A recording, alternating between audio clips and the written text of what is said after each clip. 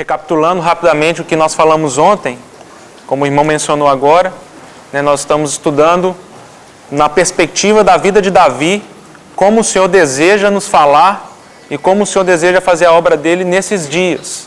Pegando então o exemplo de Davi, um servo de Deus segundo o seu coração no Velho Testamento, aquele a quem Deus falou, ele fará toda a minha vontade. E encontrei em Davi uma pessoa que será útil para mim na sua geração. Então eu tenho certeza que esse é o nosso desejo de todos nós, sermos servos de Deus, úteis a Ele na nossa geração. Porque Paulo já passou, o Atmani já passou e talvez eles tenham sido úteis ao Senhor na geração deles. Mas hoje nós não podemos nos mirar neles, porque eles viveram numa outra época, com uma outra situação, e às vezes nós talvez nos balizamos muito alto nas coisas. O que o Senhor deseja é que sejamos úteis a Ele no nosso bairro, na nossa casa, na nossa escola, no nosso trabalho, na nossa vizinhança, úteis ao Senhor na nossa cidade e na nossa geração. Agora, em 2010, já é um tempo muito diferente do que foi há 40, 50 anos atrás, ou há 100 anos atrás, quando outros irmãos o Senhor os levantou para fazer a obra. O Senhor deseja que nesses dias nossos ouvidos estejam bem atentos para servirmos a Ele, para dentro do testemunho dEle. Então, irmãos, eu volto a frisar o meu temor sobre esse assunto. Encorajo os irmãos a não considerar esse assunto de qualquer maneira, porque verdadeiramente, irmãos, os dias são maus. Verdadeiramente são dias de trevas.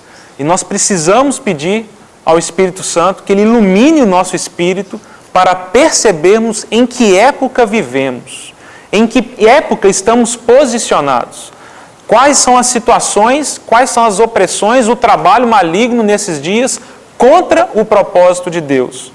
Ontem foi mencionado isso. Eu sei, algum irmão comentou comigo, eu sei que os irmãos devem ter lido, um livro muito bom.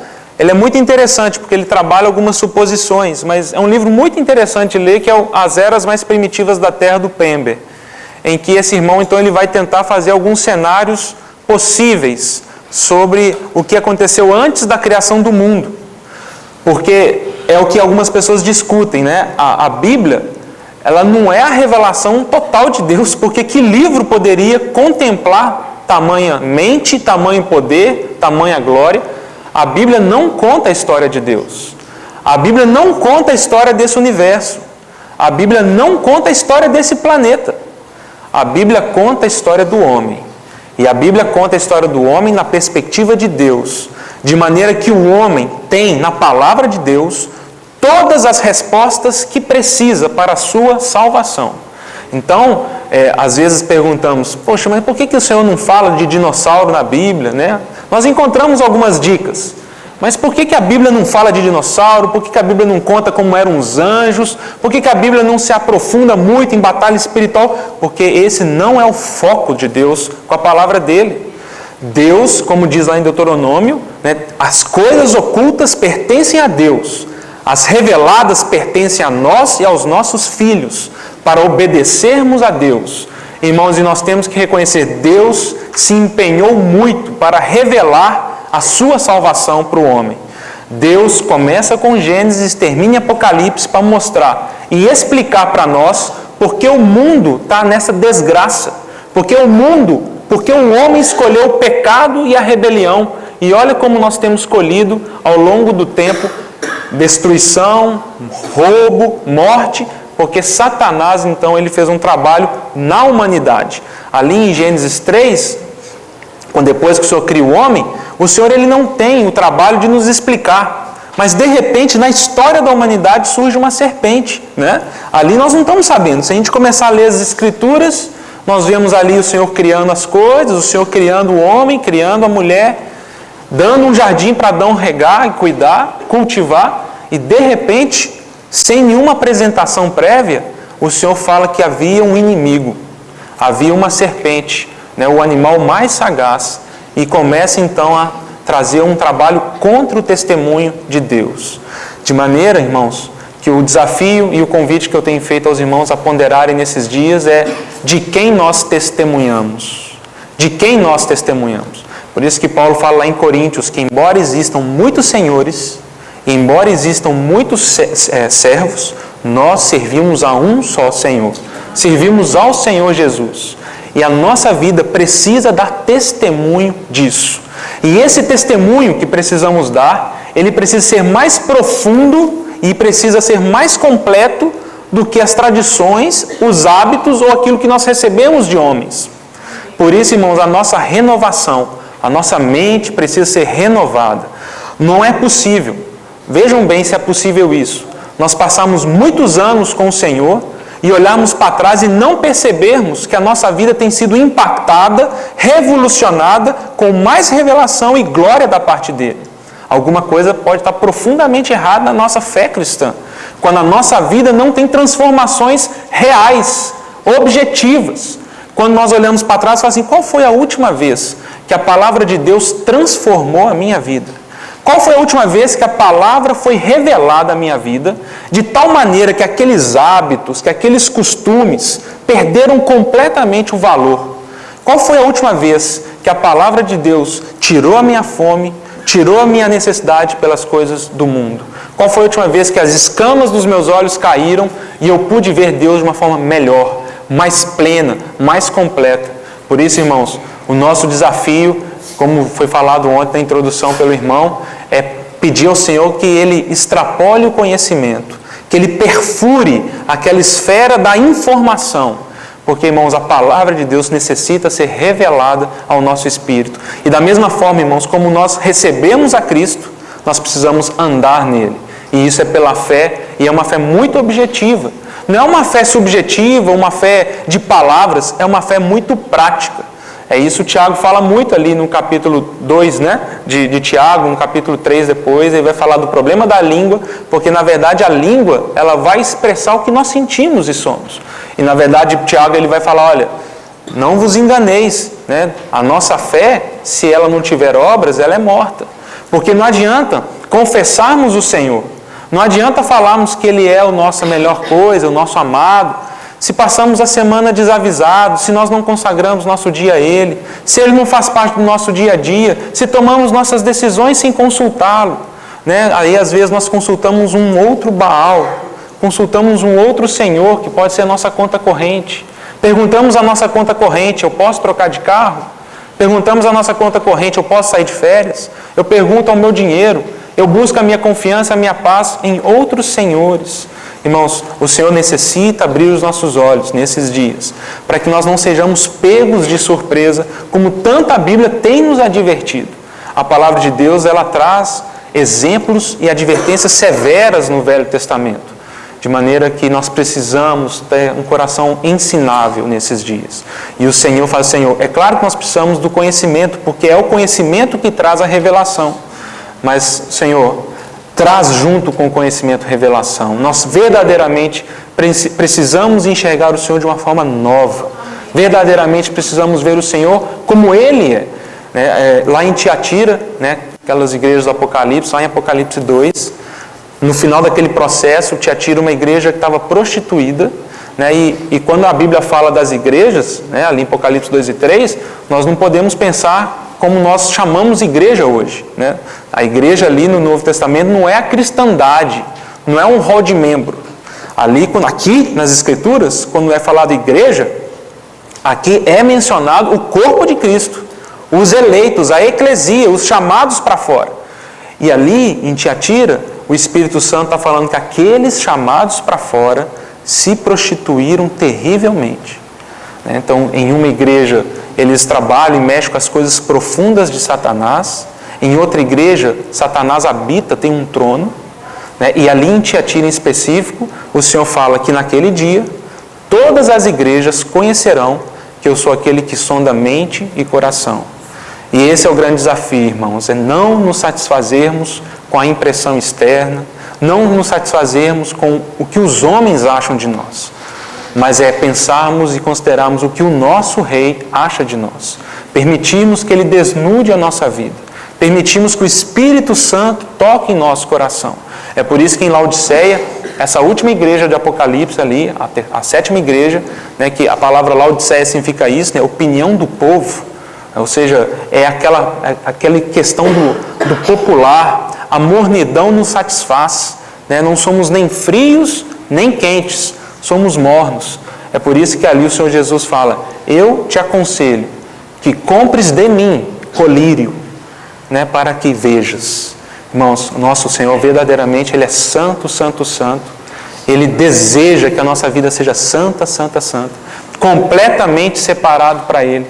E nessa perspectiva nós precisamos encher nosso coração de temor, porque o povo de Israel criou alternativas e caminhos paralelos para servirem ao Senhor, mas também servirem outros deuses, terem uma vida morna, terem uma vida que não foi de total consagração. E esse é o grande desafio para nós. Deus levanta Davi, um homem segundo o seu coração, e diante de toda a perseguição e todos os problemas que ele passou, nós vamos descobrir que Davi tinha uma raiz bem arraigada. Então, por isso que em Provérbios fala que, embora que os perversos trabalhem para buscar os seus bens, a raiz dos justos jamais será removida. Porque a raiz do justo é o próprio Senhor Jesus. E ele jamais será desarraigado. A sua autoridade, a sua obra, ela é eterna e absolutamente plena. Satisfez completamente o coração do Pai. Por isso, irmãos, Isaías 53, nós olhamos para o Senhor Jesus, nenhuma beleza havia, e parentava ser uma raiz em terra deserta, porque o Senhor Jesus, Ele realmente andou nessa terra em fraqueza, um cordeiro, mas não nos enganemos, é uma raiz que ninguém pode arrancar. E depois da sua vitória e da sua ressurreição, Ele tem se manifestado de outra forma. Hoje Ele é o vencedor, o Rei dos Reis, o Senhor dos Senhores. E quando Ele voltar a essa terra, a sua aparência não será mais de cordeiro, mas de leão. E nós precisamos, irmãos, aprender a enxergar nosso Senhor Jesus como Ele é. Ali em 2 Coríntios 5, Paulo ele traz uma perspectiva dessa. Não é verdade? Ele vai falar: olha, aqueles que conheceram ao Senhor Jesus na carne, já não o conhecem dessa forma. Nós não podemos conhecer o Senhor Jesus como Ele andou nessa terra. Isso é muito interessante, porque quando Paulo escreve isso, né, naquele período os apóstolos do Cordeiro, os apóstolos de Cristo estavam vivos ainda, Pedro, João e tantos outros. Mas eles precisavam entender que aquela pessoa com que eles conversavam, tomavam café, né, jantavam juntos, caminhavam juntos, ele verdadeiramente era Deus. E eles precisavam enxergá-lo de uma forma nova. Um exemplo disso é Apocalipse 1. Não é verdade? Ali em Apocalipse 1, João tem uma visão. João, o Senhor tinha as multidões, tinha os discípulos, depois 120, depois 70, depois 12, depois 3, depois 1. Em termos de intimidade com o Senhor Jesus. Não é assim? João é o discípulo a quem o Senhor amava, né? Era aquele mais íntimo, que as perguntas mais difíceis, os outros falavam: João, você que é mais chegado do Senhor, pergunta a Ele. É aquele que podia reclinar sua cabeça no coração, no peito do Senhor Jesus, conversar. Mas quando chegamos em Apocalipse 1, João está lá na ilha de Patmos, meditando no dia do Senhor, e ele escuta uma voz, e a Bíblia fala que ele se vira para ver quem falava com ele, e ele vê o Senhor Jesus. Vê aquele que tem olhos de chama de fogo, vê aquele que tem toda a figura sacerdotal, né, do Senhor Jesus, cabelos alvos como a lã, mostrando juízo e maturidade, né, mostrando que o Senhor Jesus ele é pleno, mostrando a cinta do sacerdote, porque o nosso Senhor Jesus é o sumo sacerdote, mostrando os seus pés polidos como bronze, mostrando a justificação do nosso Senhor, e ali ele se prostra como morto diante dele. E é interessante, né, irmãos, porque ali o Senhor Jesus ele não fala assim: que isso, João? Sou eu, Jesus de Nazaré. Sou eu que convivi com você muito tempo. Levanta, me dá um abraço. Ali, quando João se prostra diante do Senhor Jesus, o Senhor Jesus diz para ele: não temas, eu sou o primeiro e o último. Eu sou o alfa e o ômega. Eu estive morto, mas venci. Irmãos, o Senhor Jesus merece toda a nossa devoção. O Senhor Jesus merece toda a nossa apreciação. Naquele dia, João viu que aquele Jesus de Nazaré, que andou na terra, verdadeiramente era o Verbo de Deus. Ele verdadeiramente era uma pessoa incomparável com qualquer outra. o nosso Senhor Jesus necessita ser mais revelado a nós. E é isso que eu gostaria de compartilhar nessa manhã, irmãos, porque talvez nós vamos tentar desvendar e entender os segredos de Davi, né? E esse será o primeiro segredo, né? Hoje de manhã a gente vai falar da raiz, daquilo que está escondido, o que fez Davi se fortalecer para se tornar um rei segundo o coração de Deus. Então, se ontem mencionamos a unção dele, né, quando Samuel vai lá ungí-lo, o rei de Israel, poderíamos falar que é a figura da nossa conversão, quando nós cremos no Senhor e o Espírito Santo, então, somos batizados para dentro de um só corpo, num só batismo. Como o irmão mencionou hoje de manhã, esse não é o final da nossa história, é o começo.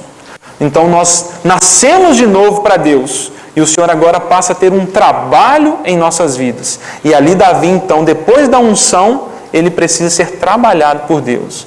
E eu gostaria então, irmãos, de abrirem em 1 Samuel, capítulo 17.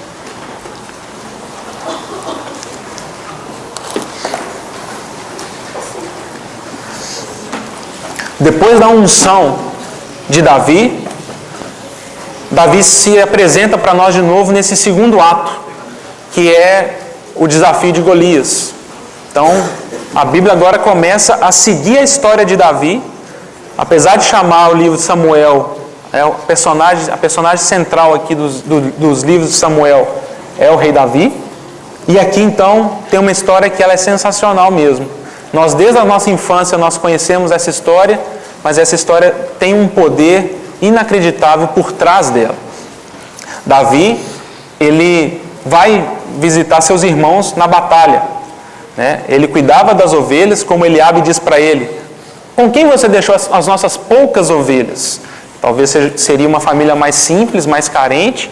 Davi, ele cuidava das ovelhas e o pai dele ordenou e pediu para que ele fosse até seus irmãos para trazer suprimento. Em Israel, um homem poderia ir à guerra só após os 20 anos. Né? Então, a partir dos 20 anos que existia o censo para a batalha e para o serviço militar. Então, é muito provável, a maioria dos estudiosos concordam, que Davi ele tinha menos de 20 anos aqui, talvez 17, 18, 19 anos, e ele foi ali, então, no arraial de Israel, entregar suprimentos e comida para os seus irmãos. A Bíblia rapidamente mostra que ele tinha algum problema com os seus irmãos também. O relacionamento dele com os irmãos não era tão bom. Talvez a gente poderia comparar com José e também os outros filhos de Jacó.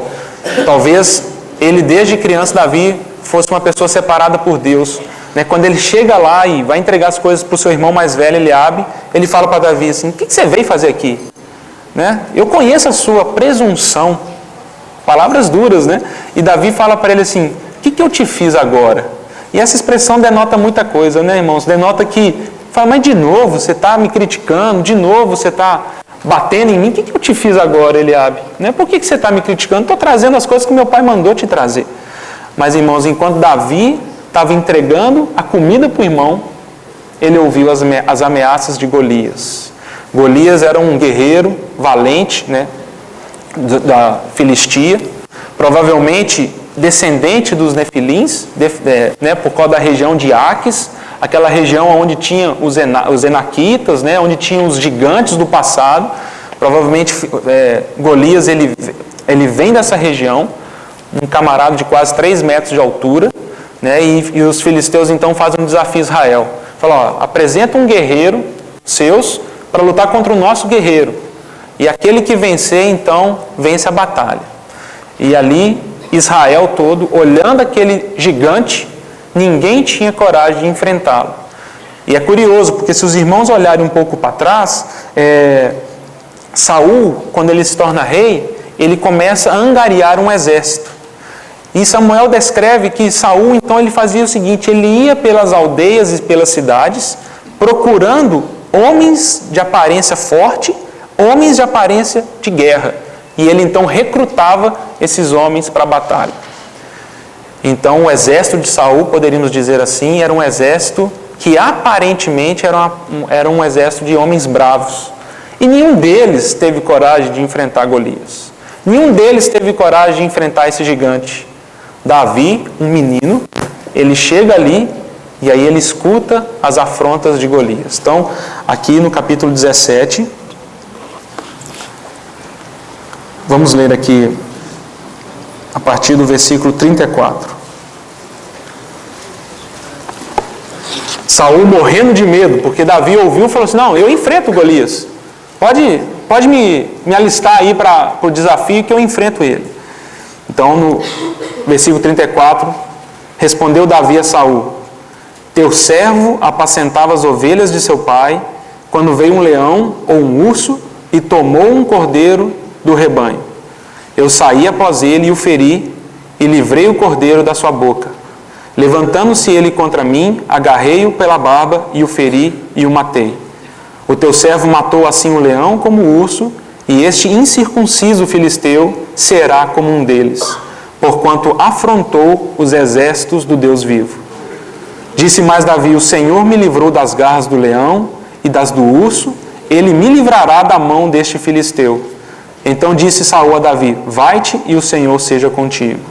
No versículo 45, depois que Golias faz as ameaças para Davi, Golias quase se recusa a pelejar com Davi, né? Falou: não, vocês me mandaram esse menino para lutar, nós conhecemos a história, né? Davi não consegue nem colocar a armadura de Saul, era muito pesada para ele. Davi não levou nem espada para a batalha. Irmãos, pensem na fé desse rapaz. Pensem na fé desse rapaz. E Golias, então, depois de afrontar Davi, no versículo 45, Davi, porém, disse ao filisteu: tu vens contra mim com espada e com lança e com escudo. Eu, porém, vou contra ti em nome do Senhor dos Exércitos, o Deus dos exércitos de Israel, a quem tens afrontado. Hoje mesmo o Senhor te entregará na minha mão. Ferir-te-ei, tirar-te-ei a cabeça, e os cadáveres do arraial dos filisteus darei hoje mesmo às aves do céu e às bestas feras da terra. E toda a terra saberá que há Deus em Israel. Saberá toda esta multidão que o Senhor salva, não com espada nem com lança, porque do Senhor é a guerra, e Ele vos entregará nas nossas mãos. Vamos orar, irmãos? Ô Senhor, nós, como precisamos que o Senhor abra os nossos olhos espirituais, Senhor. Senhor, para andarmos como aqueles que enxergam o invisível, Senhor. Senhor, aumenta a nossa compreensão de Ti, aumenta a nossa capacidade de enxergar quem o Senhor é, Senhor, para que a nossa fé ganhe vigor espiritual, para que a nossa fé seja bem arraigada em Ti mesmo, Senhor. Por isso, consagramos esse tempo ao Senhor e, por misericórdia, fale aos nossos corações, Senhor. Senhor, nós te agradecemos muito pela Tua palavra, pelas histórias, pelas advertências, pelo consolo que o Senhor armazenou nesse livro. E pedimos que Teu Espírito Santo nos lidere agora, para que bebamos e comamos do Senhor mesmo, em nome do Senhor Jesus. Irmãos, o que me impressiona aqui com Davi é que Davi saiu de casa para trazer um lanchinho para os seus irmãos. Mal ele sabia que no meio do dia ele estaria desafiando um gigante inimigo dele. O gigante falou assim: olha, hoje você será entregue aos animais do campo e você será jantar deles, você será comido por eles. Irmãos, aí nós temos que concordar que nenhuma pessoa que não esteja preparada para essa situação encararia essa situação. O problema para nós, irmãos, é que a nossa vida carece de uma raiz mais sólida. E nós vamos recusando os desafios e as situações que o Senhor nos coloca. Porque Davi aqui, quando ele vai dar o testemunho dele sobre Golias, sobre esse desafio, sobre a situação, não era a primeira experiência que ele teve de perigo e de confronto.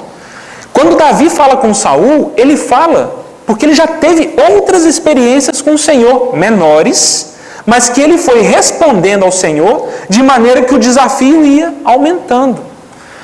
Todos os valentes de Saul, todos os homens de guerra de Saul não poderiam e não tiveram condição de encarar esse desafio, porque eles não tinham outras experiências com Deus. De maneira, irmãos, que a nossa vida, e às vezes nós falamos: Senhor, será que um dia eu vou lutar contra um Golias? O Senhor, antes disso, Ele quer que a gente lute com o leão. E o Senhor depois quer que a gente lute com o urso. E Ele quer nos preparar para a batalha, para um dia encararmos um Golias. Porque se nós não tivermos experiências de obediência e conhecimento de Deus nas pequenas coisas, não poderemos ter nas grandes coisas. É por isso que o Senhor Jesus ele vai falar ali, né, antes dele ser assunto aos céus, lá em Atos 1, que o nosso testemunho, né, recebereis poder ao descer sobre vós o Espírito Santo e sereis minhas testemunhas em Jerusalém, na Judéia, na Samaria e nos confins da terra. Nós não podemos inverter a ordem. Nós sempre seremos testemunhas do Senhor, primeiramente com os mais próximos. E depois o Senhor vai alargando isso. Que absurdo será eu dar um bom testemunho para os irmãos aqui e não ser um bom presbítero na assembleia que eu reúno. Ou que absurdo será eu ser um bom servo do Senhor, um presbítero onde eu reúno, e ser um péssimo marido, ou um péssimo pai. Haverá sentido nisso, irmãos? Paulo, lá em Timóteo, ele fala, aquele irmão, aquela pessoa que despreza os seus familiares, ele é pior do que o descrente, e ele desonra a Deus. Na verdade, irmãos, o que nós temos que nos consagrar ao Senhor agora é falar, Senhor, eu quero servir quem está próximo de mim. Se o Senhor nos encontrar fiel, se o Senhor nos der graça para batalharmos por Ele nas coisas da nossa casa, Ele vai falar, opa, agora eu vou aumentar os desafios dessa pessoa. Talvez até chegarmos a ser reis em Israel. Mas a questão ali para Davi, e isso é muito bonito mesmo, é que um menino ainda novo, ele aprendeu a ouvir e a ver Deus. Quando Davi ele enxergou a Golias, ele não viu aquele gigante, ele viu o mundo espiritual. Ele viu a afronta contra o Deus que ele servia, ouvia e conhecia todos os seus dias. Alguns irmãos falam dos salmos do pastor, né? Alguns salmos escritos por Davi, né? Que nós temos aqui na coletânea dos salmos, são chamados salmos do pastor. Salmos provavelmente escritos por Davi quando ele era adolescente e pastoreava as suas ovelhas. Isso é muito bonito, porque ele associava no seu trabalho Deus. Ele enxergava Deus no que ele fazia no dia a dia.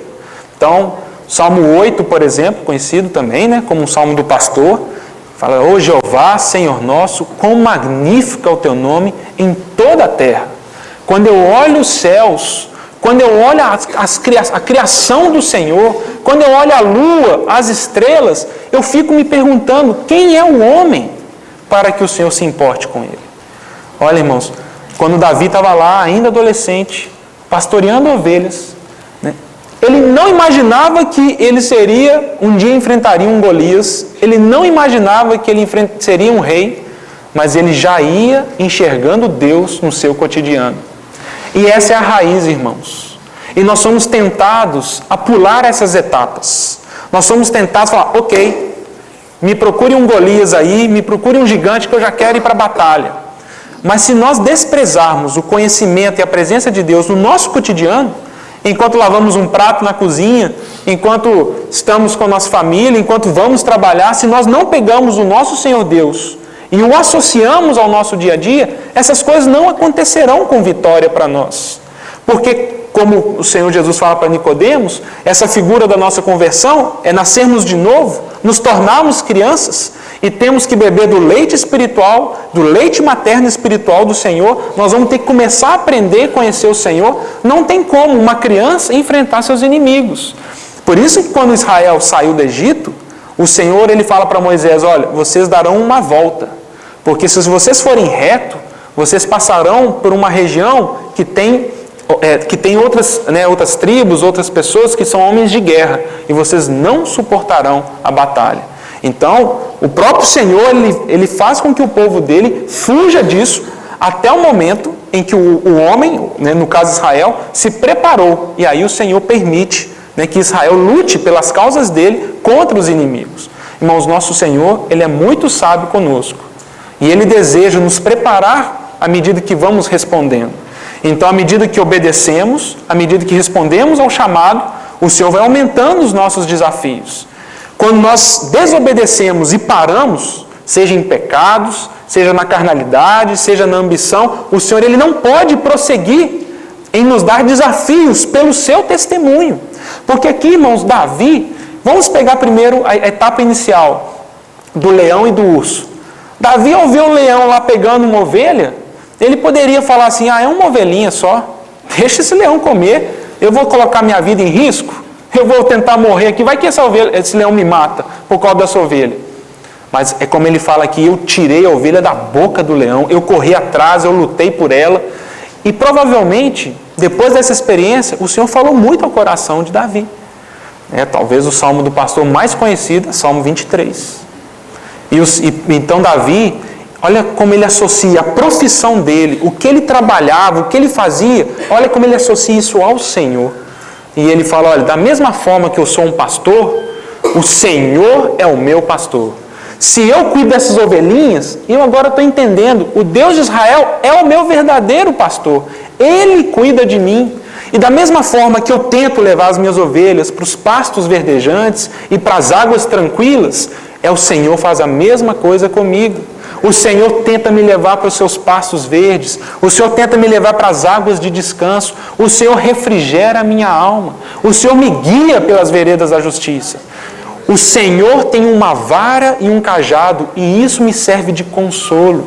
Porque Davi, às vezes, vinha com a vara e sapecava ali na ovelha para ela voltar para o caminho certo. Ele vinha com um cajado e puxava a ovelha para o caminho certo, e ele entendia que Deus fazia a mesma coisa com ele. Irmãos, discernimento espiritual, relacionamento com Deus é desenvolvido. Não é um pacotão que cai do céu, não é alguma coisa que nós recebemos agora e nós... É desenvolvimento, é crescimento espiritual, é maturidade. Paulo, quando escreve aos Coríntios, fala, olha, eu queria falar de outras coisas para vocês, mas vocês ainda são carnais. Existem informações, existe sabedoria de Deus que vocês ainda não podem receber, porque vocês estão lá atrás, vocês ainda estão com medo do urso e do leão. O Senhor não pode trazer desafios maiores. Lá também em Hebreus tem a mesma expressão, não é verdade? O escritor de Hebreus fala, olha, vocês ainda têm necessidade de leite. Eu queria dar para vocês alimento sólido. Vocês, pelo tempo que vocês já têm com Deus, vocês deveriam ser mestres. Mas vocês não têm aprendido. E então nós temos que voltar a ensinar as coisas básicas. Nós precisamos aprender a confiar em Deus. Para que essa confiança, ao aumentar, nós comecemos a acreditar no que Ele nos promete e nos ordena. Por isso que em Atos 13 também vai falar que Davi, ele recebeu e tomou posse das fiéis promessas de Deus. Davi, ao longo do tempo, nas suas experiências individuais com Deus, ele foi aprendendo as promessas de Deus. E foi guardando isso no coração. De maneira que Davi, não sei, os irmãos julguem aí, na minha ótica, Davi provavelmente seja a melhor figura, o melhor tipo de Cristo no Velho Testamento.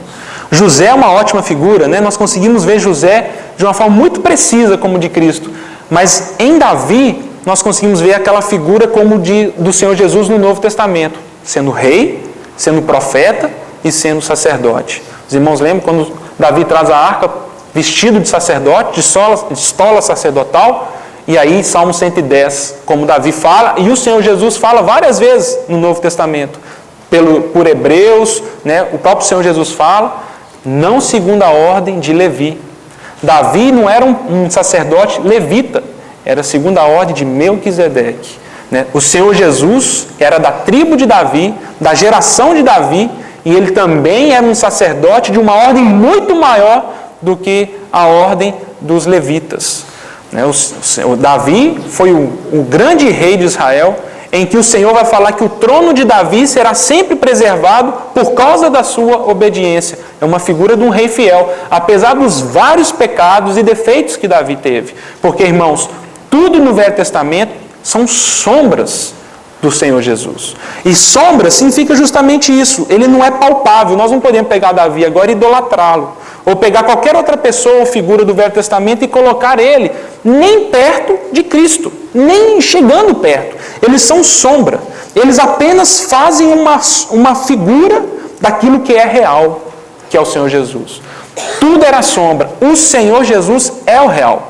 Então Davi, ele representa o Senhor Jesus em muitas coisas, mas ele é sombra. Ele é uma figura em que Deus usou no Velho Testamento para nos trazer exemplo, elucidação, né, para que nós compreendamos o seu propósito.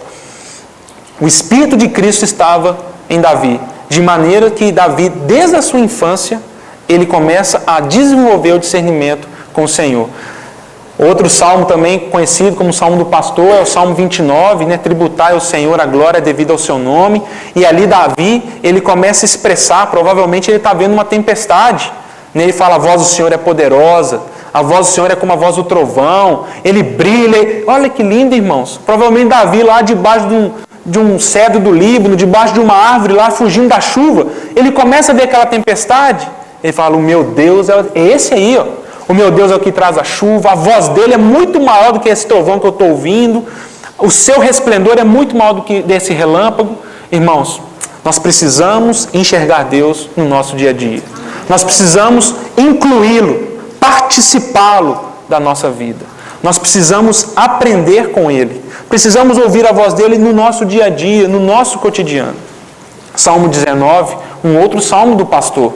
Os céus declaram, né, a glória do Senhor. O firmamento anuncia as suas obras. É lindo esse salmo, porque Davi fala, nós não podemos ouvir, né, a voz da natureza, mas ela em todo o tempo clama que existe um Criador. Ela em todo o tempo anuncia que há um Criador. Davi, ele olhava para o sol e via Deus. Ele olhava para a natureza e enxergava Deus. Ele olhava para as ovelhas e aprendia lições. Ele olhava para o pasto, o seu serviço, tudo ele enxergava Deus.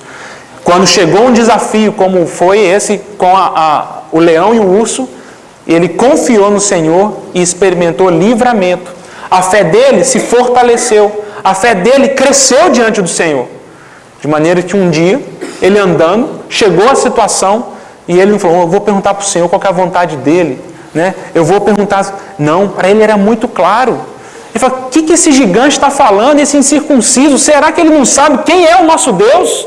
Será que ele não sabe o poder que o nosso Deus tem? De maneira, irmãos, que a preparação, ela não vai surgir no momento da urgência. A preparação é ao longo da nossa vida. E no momento das urgências que se manifesta o nosso coração. É no momento da necessidade, das tribulações, que nós vamos perceber as nossas raízes onde estão alicerçadas. Davi, ele encara aquele gigante. Ele olha para aquele gigante e ele vai falar de uma perspectiva inacreditável para qualquer pessoa que estaria ouvindo ali. Davi, ele ali ensinou uma lição preciosa para Israel. Tanto que ao longo da história, sempre Davi consultava o Senhor para subir contra os inimigos. Porque Davi entendia. E essa é a grande lição que eu gostaria de deixar nessa primeira sessão, irmãos. É que do Senhor é a guerra. E o nosso Senhor salva. Essas são as duas lições básicas dessa fase do pastoreio, em que Davi, quando encara aquele gigante, ele olha além do físico. Ele olha além do que os olhos naturais veem. Esse não foi o grande problema dos espias quando voltaram da terra prometida, trazendo um relatório para Moisés? Não tem como. E eles murmuravam, choravam, falavam, Deus brincou conosco. Deus deve estar de brincadeira, Ele nos tirou do Egito para morrermos aqui, porque os gigantes que habitam essa terra de Canaã, eles olham para a gente e acham que nós somos gafanhotos. Não é impossível para nós lutarmos contra eles. Apenas Josué e Caleb tinham esse espírito aqui. Apenas Josué e Caleb falaram, gente, vocês não entenderam? A guerra é do Senhor e Ele nos salva. Ele é aquele que pode nos redimir. Nós confiamos não no que vemos, nós confiamos no Senhor dos Exércitos. Em 1 João 2, ali, né, aquele pedacinho do 12 a 14, ali João também vai falar do crescimento e da maturidade espiritual. Os irmãos lembram? Ele vai falar dos filhinhos, dos jovens e dos pais. Alguns irmãos usam essa figura dos jovens para falar para os jovens. Né? Pode ter algum efeito interessante de encorajamento, mas ali, sem dúvida nenhuma, está falando espiritualmente. Né? Ali, tanto que o livro é escrito para os filhinhos, né? Toda vez que João está escrevendo ali, ele está falando, filhinhos eu vos escrevo. Ou seja, o próprio João reconhece que aqueles irmãos, a que ele está dirigindo essa carta, eles eram novos na fé. Mas ali, movido pelo Espírito Santo, João ele vai falar qual que é a perspectiva do crescimento de uma maturidade espiritual nossa. E nós começamos como filhinhos. Nós começamos como aqueles que têm os seus pecados perdoados. Nós temos, e a própria palavra denota, filhinho, se vê que tem um pai. Né? Então, irmãos, esse é o nosso início na caminhada cristã. A nossa fé começa sendo surpreendidos pelo amor de Deus. Pelo Senhor falando, agora eu adoto vocês. Meu espírito é um espírito de adoção e agora vocês pertencem a mim. Nós somos surpreendidos pelos pecados perdoados. Somos surpreendidos pelo amor incansável e inefável de Deus. Somos surpreendidos pela sua misericórdia, que a cada manhã se renova em nosso favor. Somos surpreendidos pela fidelidade dele, que se estende até os céus. E nós agradecemos ao Senhor e louvamos o nome dele, porque verdadeiramente não há Deus como o nosso Deus, que se compadeceu dos homens, que nos amou de tal maneira que entregou o seu Filho para nos salvar. Mas há um crescimento espiritual. À medida que crescemos na maturidade espiritual e nos tornamos jovens espirituais, há uma outra característica. Jovens eu vos escrevo, porque sois fortes, e tendes vencido o maligno. Aí nós vamos ver que depois de uma maturidade que vamos recebendo, vamos conhecendo o nosso Deus, agradecemos a Ele pelos pecados perdoados, agradecemos a Ele por toda a bondade que Ele manifestou, mas aí nós começamos a perceber que esse Deus que nos salvou também deseja que respondamos a Ele algumas coisas. E nós vamos descobrir que esse Deus que nos salvou tem inimigos. E inimigo do nosso Deus é nosso inimigo. Golias é nosso inimigo. Na segunda sessão, se o Senhor permitir, nós vamos perceber a diferença de Saul para Golias. Porque as coisas das trevas são os nossos inimigos. Os nossos irmãos não são os nossos inimigos. Aí vem a obra da cruz. Mas Golias é o inimigo. Ele é uma figura do mal, incircunciso. Aquele que fala contra Deus, o propósito de Deus. Aquele que se levanta contra as coisas da luz. O Senhor Jesus, ele adverte no final do período dele na terra, lá em João, naqueles discursos finais do Senhor, naquela última noite, ele fala, olha, não vos escandalizeis, o mundo vos odeia, porque o mundo me odeia, e como me odeia, odiarão a vós também. O mundo nos odeia, irmãos. Nós estamos preparados como peregrinos a termos uma vida separada do mundo, ou nós queremos fazer alianças como juízes que vimos ontem? Não, o mundo me odeia, mas eu vou dar um jeitinho aqui para que não me odeie tanto. Eu vou ser mais parcial nas coisas, eu vou ser mais morninho. E aí, como Tozer fala num desses comentários dele, ele fala, o mundo não nos odeia, mas também nós não somos santos. Então, nós conseguimos estabelecer tréguas, alianças com o mundo. E Tiago 4, em Tiago capítulo 4, ele começa a falar infiéis, meretrizes, prostitutas. Não compreendeis que a amizade do mundo constitui inimizade com Deus? Aquele que quer ser amigo do mundo não poderá ser amigo de Deus. De maneira, irmãos, que nós temos que tomar decisões. Todo dia de manhã, quando nós acordamos, abrimos nossos olhos, nós temos que falar, a quem eu servirei nesse dia? Eu servirei o dinheiro, eu servirei os meus prazeres transitórios da carne, eu servirei a quem nesse dia? Então, irmãos, como Davi fez, Senhor, eu vou vir trabalhar hoje, te dou graças, Senhor, pela minha saúde, pelo meu trabalho, mas esse trabalho só tem sentido se dignificar o teu nome. Esse trabalho só haverá sentido se glorificar o teu nome. Eu quero ser um marido que glorifica o Senhor como marido. Eu quero ser um pai que glorifica o teu nome como pai. Eu quero ser um irmão entre os irmãos que glorifica o teu nome servindo ao Senhor entre os irmãos. Porque, irmãos, qualquer perspectiva fora disso vai nos levar a sermos sempre filhinhos. Porque nós nos encontramos e falamos, os nossos pecados estão perdoados, glória a Deus. Que mais? Não, os nossos pecados estão perdoados. É a nossa experiência, porque nós ainda não amadurecemos para desafiarmos batalhas espirituais. Nós não nos tornamos jovens na fé, fortes em Cristo, para lutarmos contra o inimigo. Então ficamos sempre nessa mensagem.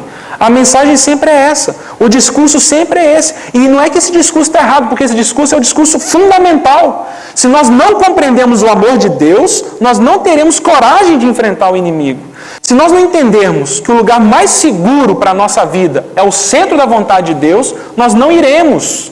Então, o que acontece conosco é que o Espírito Santo precisa voltar mais uma vez, trazendo essa mensagem fundamental para nós, que o Senhor nos ama. E quando Ele ordena na palavra dEle alguma coisa, é por amor. Quando vamos aprendendo isso, aí nós vamos crescendo, até chegarmos então no estágio de paz. Então, paz, eu vos escrevo, porque conheceis aquele que existe desde o princípio.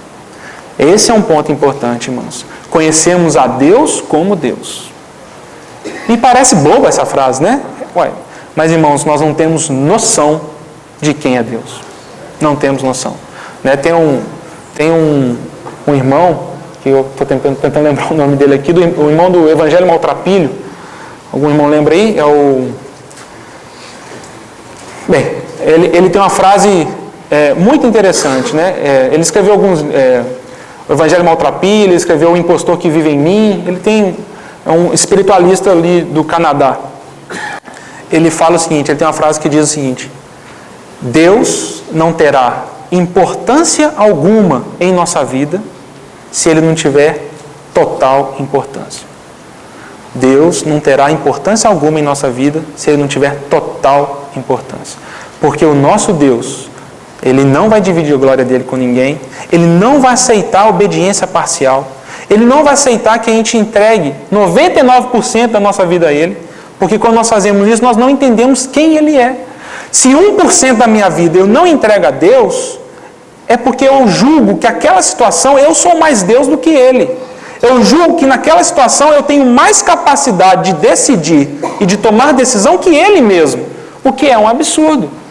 Quando nós entendemos quem Deus é, Deus exigirá total obediência e total dedicação. Ali, os irmãos recordam uma das tragédias que aconteceu com as tribos do norte ali em Israel, que nunca mais voltaram a Judá, né? Nunca mais voltaram a estar junto com Israel, depois virou Samaria. Por isso que os judeus na época de Cristo tinham um pavor dos samaritanos, porque eles se misturaram. E os irmãos lembram, depois do governo ali da Síria, quando teve a dispersão, né, de Israel e de Samaria, depois o rei permitiu eles voltarem para lá e repovoarem, mas ele misturou o povo. Os irmãos recordam disso?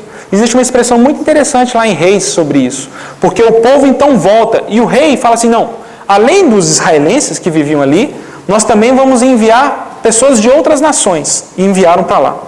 A Bíblia fala que, por causa da mistura, o Senhor começou a enviar leões para devorar as pessoas. E também há aplicações muito interessantes nessa expressão e nessa figura do leão para nos devorar. E ali, eles falam assim, por que esses leões estão nos devorando, está acontecendo isso? Não, porque nós não temos seguido a Jeová, que é o Senhor dessa região. Então, eles procuram os israelenses e eles pedem para eles ensinarem os hábitos dos israelenses. E ali tem essa expressão, irmãos, que fala assim, de maneira que eles, com a boca, serviam ao Senhor, mas as tradições eram as tradições dos gentios.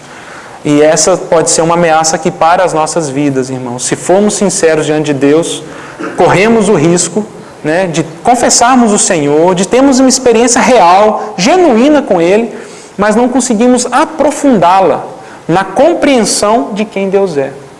E nessa meia hora que falta, eu gostaria de ler com os irmãos Apocalipse 4 e 5.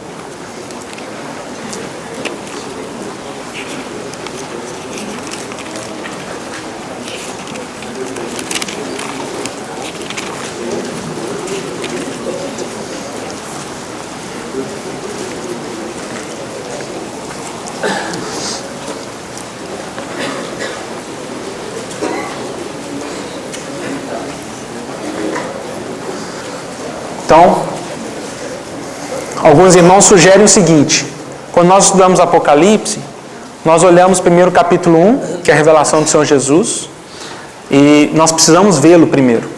Precisamos vê-lo, como fala Apocalipse 1:5, aquele que nos ama e se entregou por nós, mas Ele é o primogênito dos mortos, o soberano Rei da terra.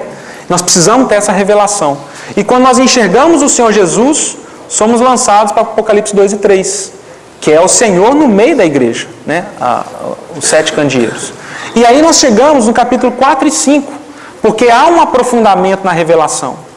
E aí, a sugestão que os irmãos dão, né, em termos de metodologia para tentar lembrar que o capítulo 4 é o Senhor Deus entronizado na criação e o capítulo 5 é o Senhor Deus entronizado na redenção.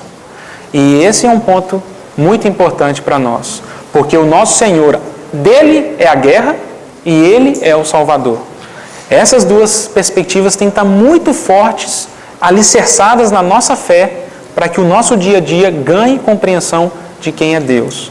Estava semana passada, acho que foi semana passada, seus irmãos viram a reportagem, né, uns cosmonautas russos, eles vão ficar 1 ano e meio dentro de uma nave espacial aqui na Terra, simulando, né, como seria uma viagem a Marte.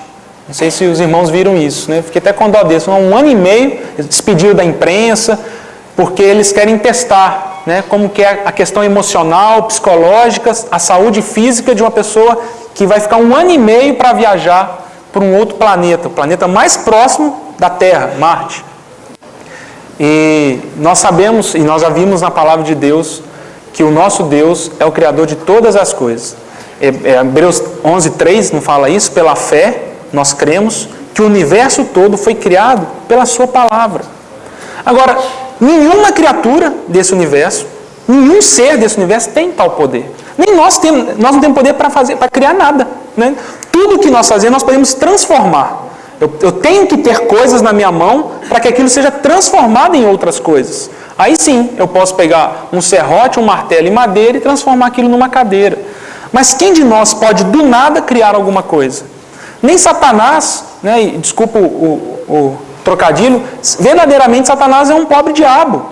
Verdadeiramente porque ele não tem condição de fazer as coisas. É por isso que em Jeremias 31 o Senhor fala: eu estabeleci essas leis fixas nesse universo. Porque Satanás, se ele pudesse, ele falaria assim: não, amanhã eu vou matar todo mundo. Ele não pode.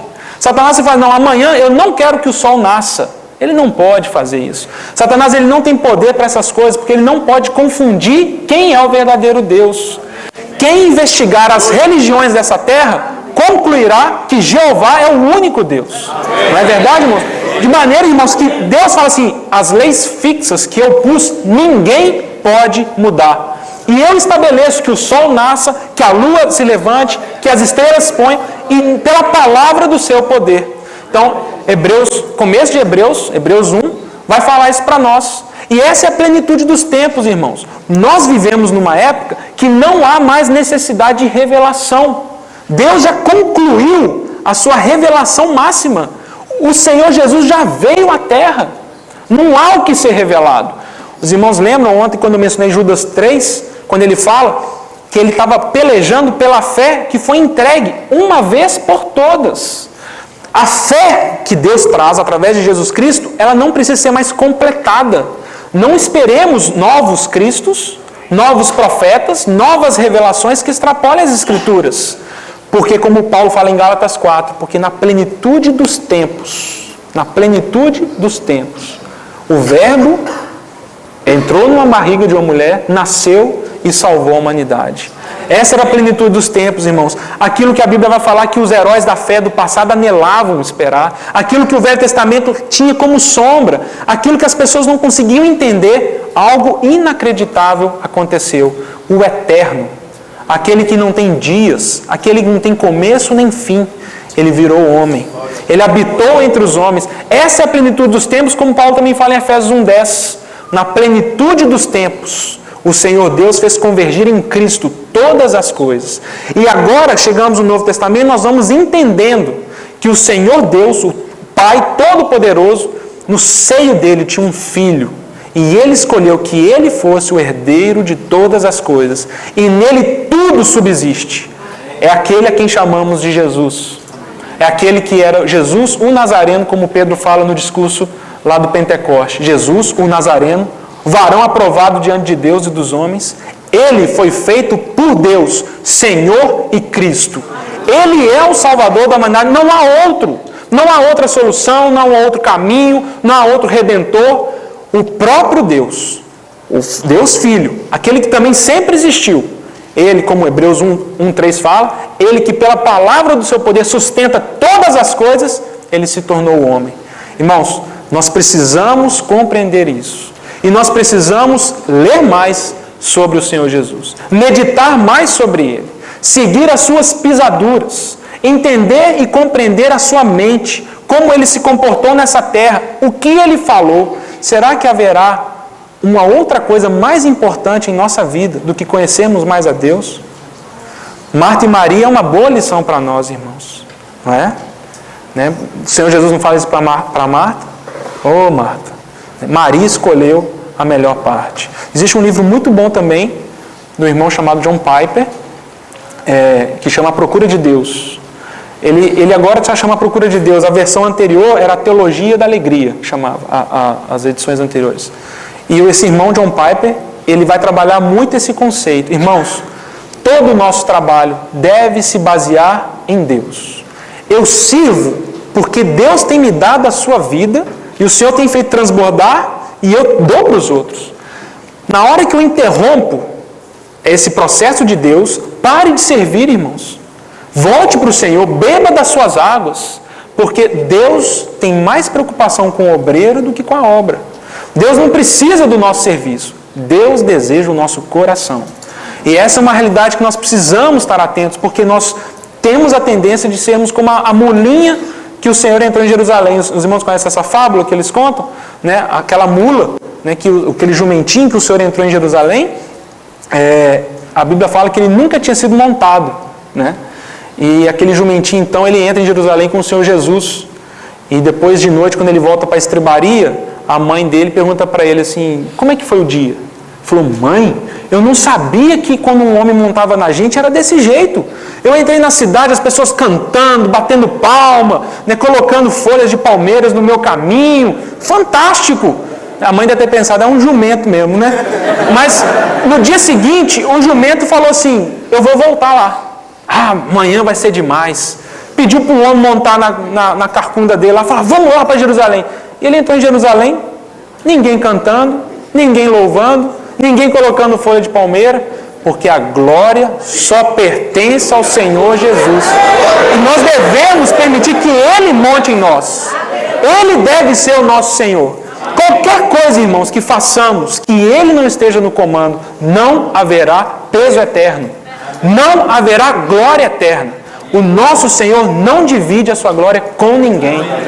E à medida que aprendemos quem Deus é, nós vamos nos diminuindo. À medida que nós entendemos quem o Senhor é, nós mesmos desejamos que toda a glória seja dada a Ele. Porque Ele é incomparável. Então, irmãos, vamos ler aqui essa expressão em Apocalipse 4, no versículo 4.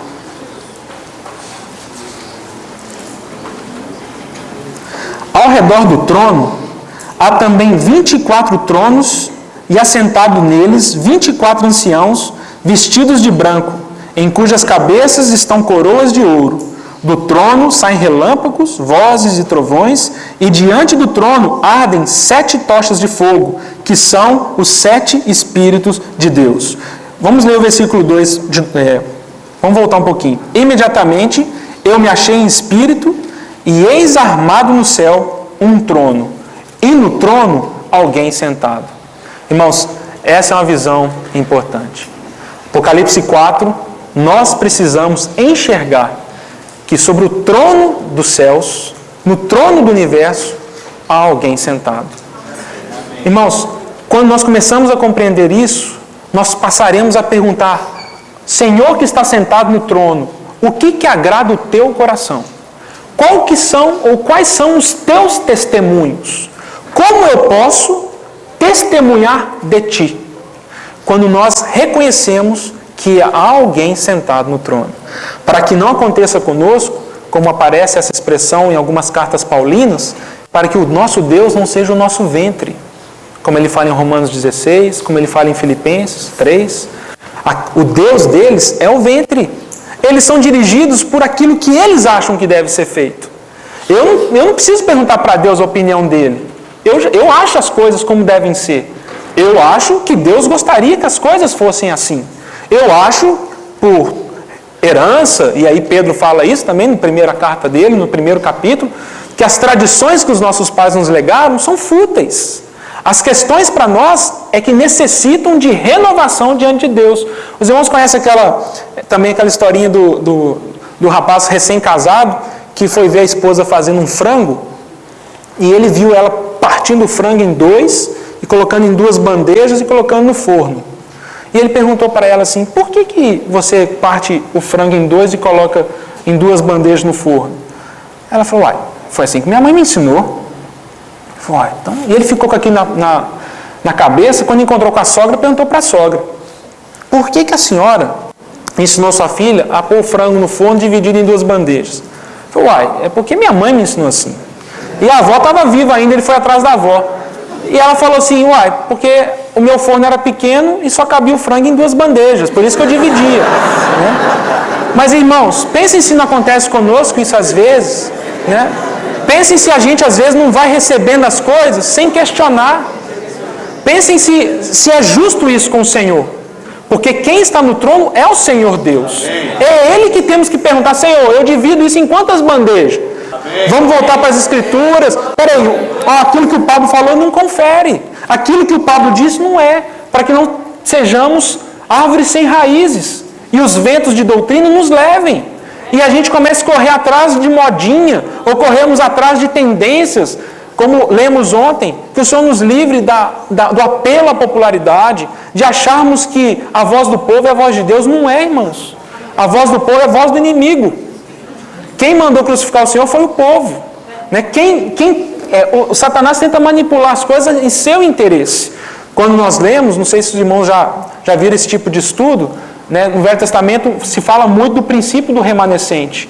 Porque, irmãos, o Senhor, e esse é um princípio de Jerusalém, que nós vamos falar hoje à tarde, o Senhor sempre terá o seu testemunho. Amém. Seja de 10 irmãos, seja de 3 milhões de irmãos. Mas o Senhor sempre terá os seus fiéis na terra. E nós desejamos ser um deles.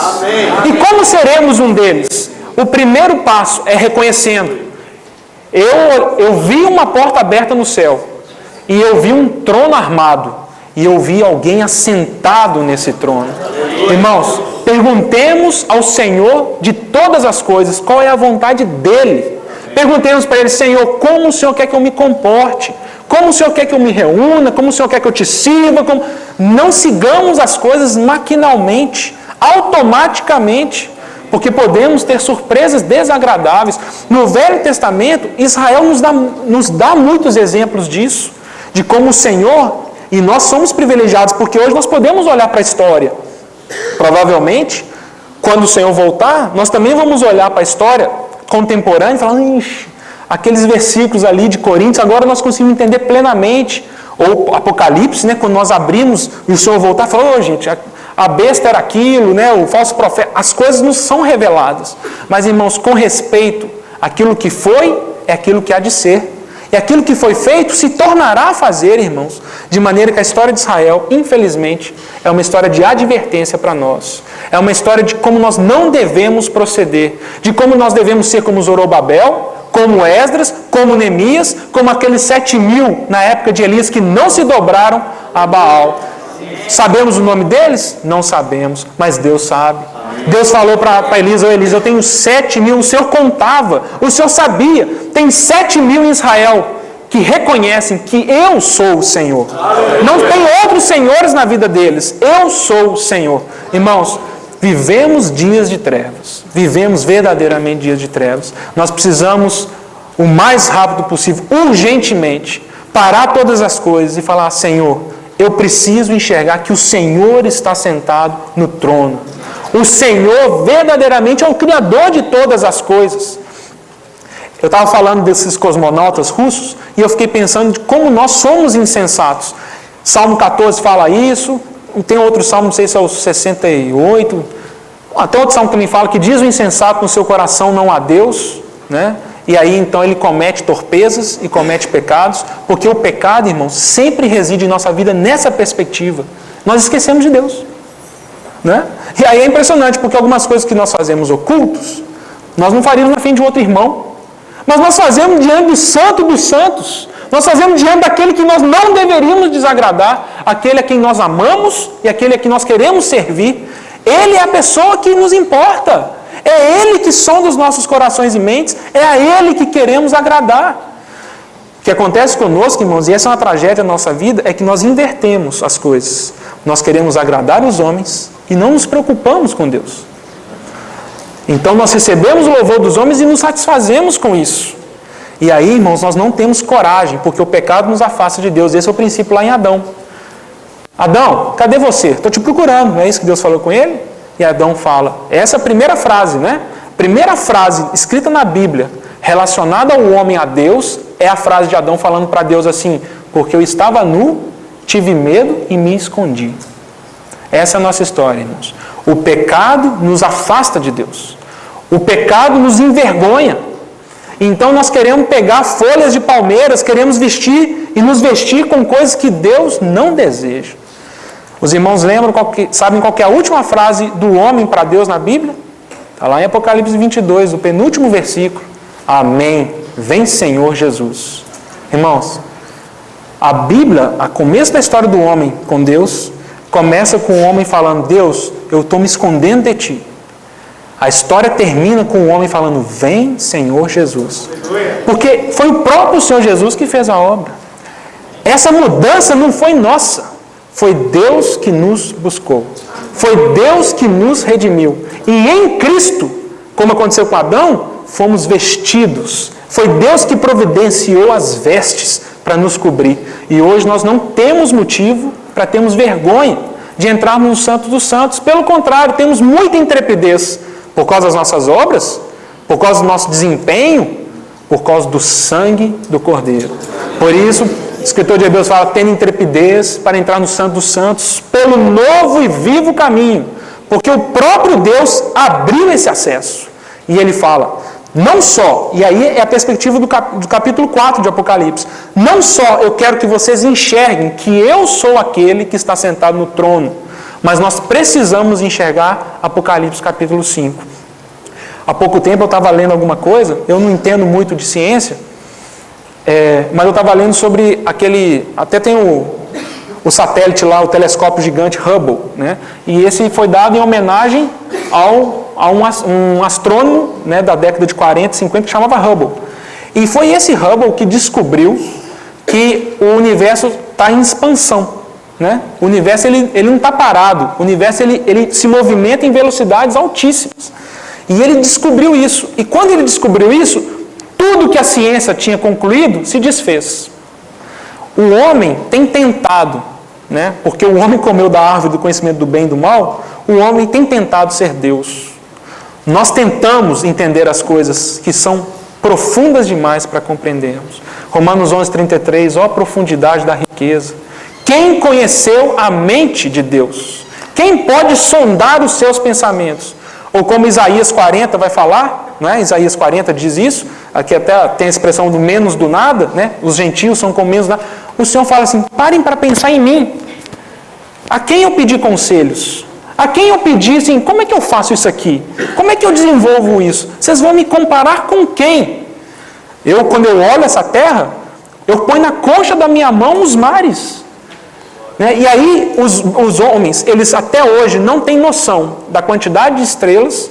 Depois que os homens chegaram na conclusão que existem trilhões de galáxias, o homem fala, não, o universo é considerado infinito.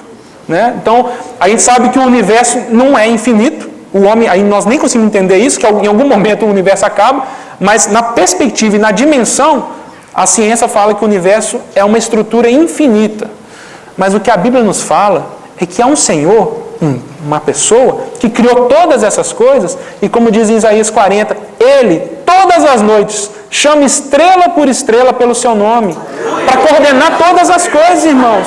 Irmãos, Mateus 10, o Senhor Jesus fala para os seus discípulos, Deus sabe, nenhum pardalzinho morre sem o consentimento de Deus.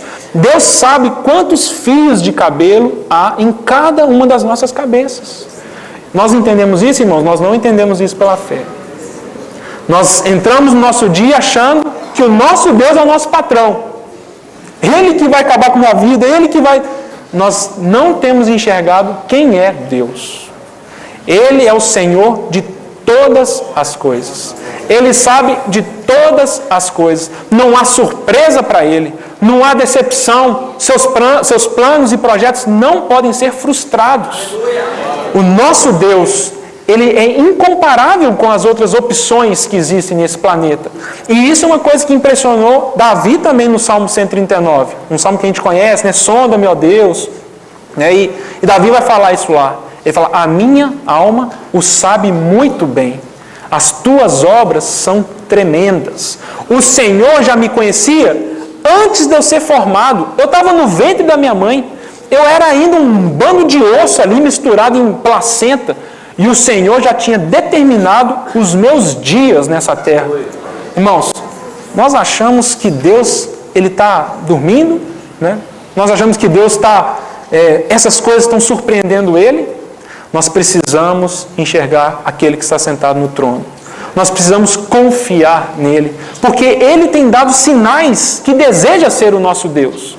Imagine se Deus fosse um brincalhão, fosse um Deus que a gente não sabe como Ele era. Não, hoje Ele está bem-humorado, amanhã Ele pode ficar mal-humorado, mas o que Ele garante nas suas Escrituras, como o Tiago fala, é que nele não há variação ou sombra de mudança. O Senhor Jesus, ali em Hebreus 13, né? O Senhor Jesus é o mesmo antes, né? No passado, no presente será eternamente, e é Ele, o Senhor de todas as coisas, que tem garantido através das suas Escrituras que Ele jamais nos abandonará, que a salvação que Ele preparou é eterna, que estamos garantidos. Nós não devemos andar preocupados, com medo. Como será o nosso futuro? Será que Deus tem tentado se revelar para cada um de nós como o nosso Deus, como aquele sentado no trono? De maneira, irmãos, que esse universo, e agora uma corrente muito forte da ciência, chama design inteligente, eles já têm concordado com isso, porque a ciência até hoje não consegue explicar o Big Bang. Ok, nós achamos que o universo foi criado de uma explosão. E o que causou essa explosão? O que gerou essa explosão? Do nada? O vácuo? Não existia nada e virou... E os cientistas falam assim, nós não sabemos. E como que gerou a vida?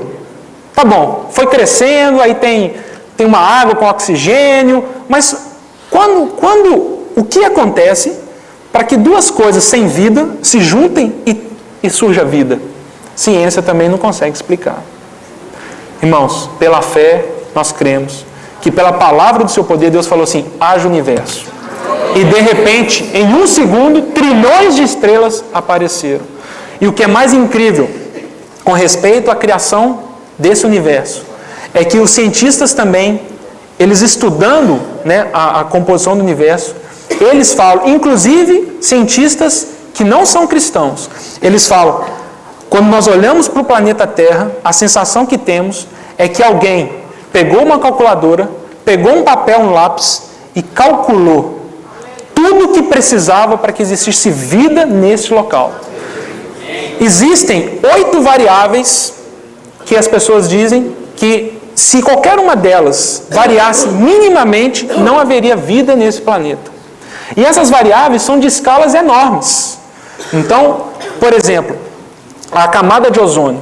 Se a nossa camada de ozônio fosse um pouquinho mais fina ou um pouquinho mais grossa, impediria a vida nesse planeta.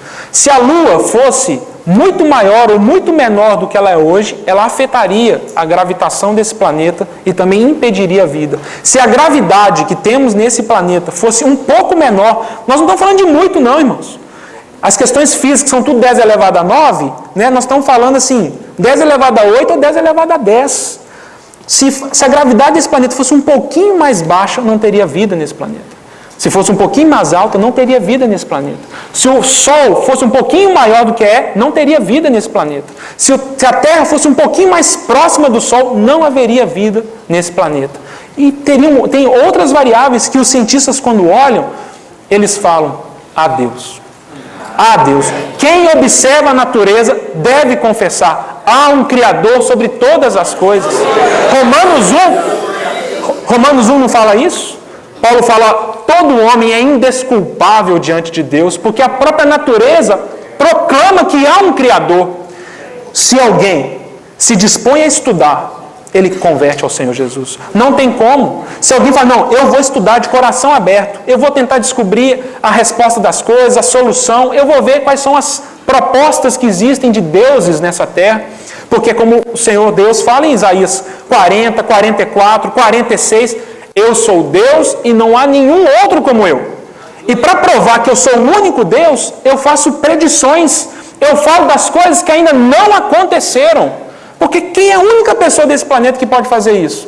É o Senhor de todas as coisas.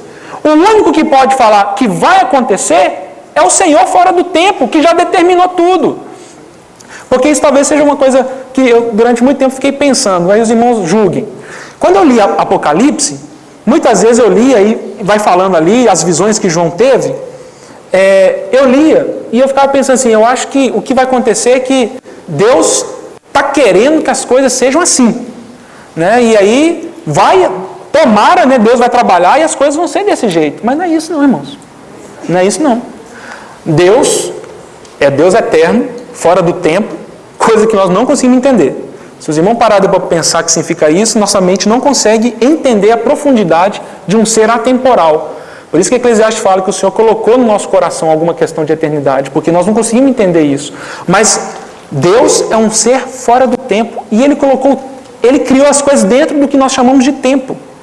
De forma que o Cordeiro, quando a Bíblia fala que ele foi morto antes da fundação do mundo, ou desde a fundação do mundo, tem essas duas expressões, é porque o Senhor está olhando a história do homem fora do tempo. Na verdade, o Senhor Jesus já foi, quando você olha fora do tempo qualquer coisa, né, você sabe a linha cronológica que está ali, mas você já viu aquilo. E é isso que o Senhor Deus fez com João. Falou, João, vou te tirar do tempo e eu vou te fazer ver o que já aconteceu. Quando o Senhor, ou quando João, ele olha e vê o Senhor Jesus cavalgando vitoriosamente sobre essa terra, não é que Deus está torcendo para isso acontecer. Irmãos, isso já aconteceu em Cristo. O Senhor Jesus já é o vitorioso. Satanás não pode fazer nada. Porque outra coisa que eu pensava, é ver se os irmãos concordam. Eu pensava assim, nossa, se eu fosse Satanás, eu falei, só para provar que Deus está errado, eu não vou fazer isso, né? Só para falar, Deus é mentira. Satanás não pode fazer isso, irmãos. Satanás já é uma criatura que está presa no tempo e ele já fez o que Deus falou que ele vai fazer. De maneira, irmãos, que o nosso futuro está bem seguro na mão de Deus.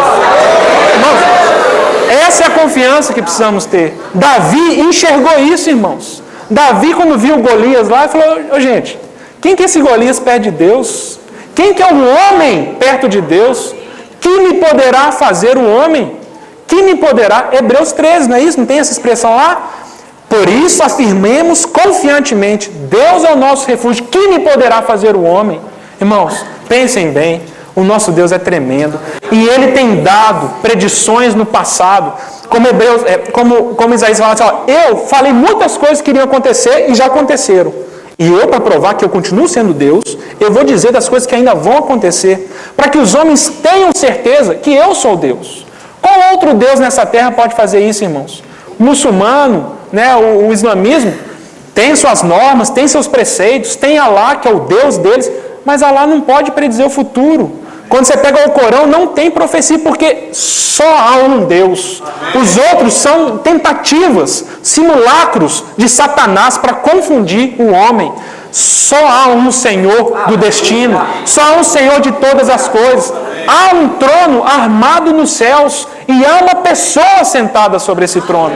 Irmãos, essa é a confiança que precisamos ter. Deus tem dado, vez após outra, sinais para provar que Ele é o único Deus. Aí acontece igual aconteceu com Nostradamus, né?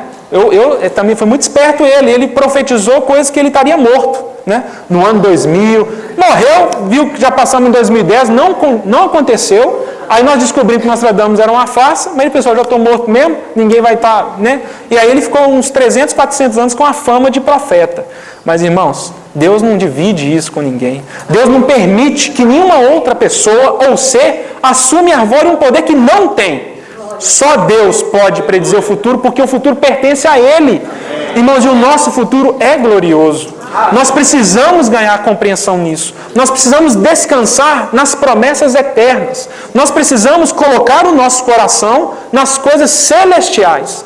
Porque, irmãos, se nós estivermos fincados e presos às coisas terrenas, nós seremos muito infelizes. Porque é a desgraça que aconteceu com Ló, né? O justo Ló, que é uma figura de um cristão carnal, que ele não conseguia agradar nem os incrédulos e nem a Deus, né? Quando ele vai falar com um povo lá de Sodoma e Gomorra, falou, gente, não vão fazer isso com os anjos aí, com esses visitantes. Eles falam para Ló, olha Ló, você quer ser juiz aqui em tudo? Cara chato. Ou seja, Ló tentava mudar o povo. Ló tentava fazer uma diferença entre aqueles incrédulos. E ao mesmo tempo, quando Ló fala para os seus genros, fala, vamos embora. Os genros falam, que ir embora? Sua palavra para a gente não vale muito não. Ficaram. A mulher de Ló olhou para trás. Então, irmãos, Ló é uma figura do morno. É uma desgraça. Nós não estamos nem com o Senhor, nem com o mundo. Nós nem agradamos a Deus, nem agradamos o mundo. Ficamos no meio ali. Nós temos a terra prometida na nossa frente, mas nós não queremos entrar, nós ficamos sonhando com a cebola e a carne do Egito. O Senhor precisa nos redimir desses pensamentos terrenos. Os irmãos conhecem aquela historinha? Eu não sei, me parece, eu ouvi como se fosse um irmão que teve um sonho, né? Esse irmão contou isso como um sonho. Ele falou que sonhou, que estava andando sobre um grande muro, né? E era um muro largo, ele estava andando assim sobre um muro, e de um lado estava o céu, e do outro lado estava o inferno. E ali, quando ele olhava para o céu, ele via anjos chamando ele, intercedendo, falando para ele ir para lá. E quando ele olhava para o inferno, ele via que o inferno nem se importava com ele. O inferno nem estava, é como se ele nem estivesse lá no muro. E aí um anjo se aproximou dele, e ele perguntou para o anjo assim, estou reparando essa situação aqui, estou andando, parece que o inferno não está me chamando, né? Só o céu está me chamando, o que está acontecendo? E o anjo falou assim, porque a pessoa que está sobre o muro já está no inferno. Né? Mas essa é uma verdade, irmãos. Porque Deus não terá importância alguma em nossa vida se Ele não tiver importância absoluta. Amém. Deus não será Deus na nossa vida enquanto nós não reconhecemos que Ele é Deus com toda a expressão e força desse nome, irmãos. No dia que eu falar, Deus, o Senhor é muito poderoso, o Senhor é muito forte, mas esse negocinho da minha vida é meu. Então nós não entendemos quem é Deus. Ele nos criou para sermos a sua imagem e semelhança. Romanos diz que todos nós servimos alguém, irmãos, e isso é uma lição que temos que aprender. O homem não foi feito para ser Deus dele mesmo. O homem não foi feito para ser Senhor da vida dele. O homem sempre servirá alguém. Ou servimos o pecado, ou servimos a lei, ou servimos ao diabo, ou servimos ao dinheiro, ou servimos ao Senhor dos Senhores, cujo jugo é suave, as ordenanças são cheias de amor, cuja pessoa que vale a pena servirmos, vale a pena servir a Deus, vale a pena, irmãos, abrirmos nossos olhos para perceber, Senhor, a guerra pertence a Ti, a batalha é Tua, Senhor, pleiteia pela Tua própria causa, como Davi clama ao Senhor. E aí, para encerrar, irmãos, para encerrar, não, vou encerrar agora, né? Para encerrar aqui a perspectiva de Apocalipse 5, irmãos, é como eu falei ontem, nós não entraremos no caminho da cruz se nós não entendemos que Deus nos ama. Se nós desconfiarmos que aquilo que Deus está nos ordenando é para o nosso bem, nós não teremos coragem de entrar. Por isso que Apocalipse 5 é tão importante para a gente compreender.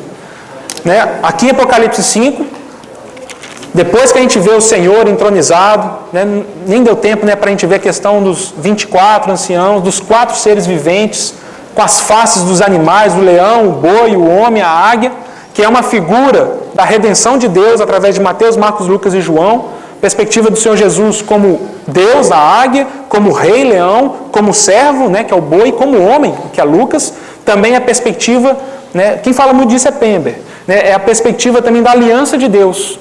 Depois da arca de Noé, né, depois que Noé é salvo do dilúvio, Deus fala, farei minha aliança com os animais selváticos, leão, com as aves do céu, a águia, com o homem e com os animais domésticos, o boi. De maneira, irmãos, que em Apocalipse 4, há a aliança de Deus com a criação e com a natureza. Nós não sabemos se é figurativo ou não, mas lá em Apocalipse, mais para frente, diz que o mar não existirá mais. Os répteis provavelmente também não vão existir, as mulheres vão gostar, talvez não vai existir barata, não vai existir pernilongo, mas o Senhor fez uma aliança com alguns animais e com o homem. Mas o Senhor fez essa aliança, ele precisava trazer redenção para o homem. E aí, Apocalipse 5, irmãos. Vamos só ler, e eu gostaria que os irmãos depois meditassem. Apocalipse 5, 5.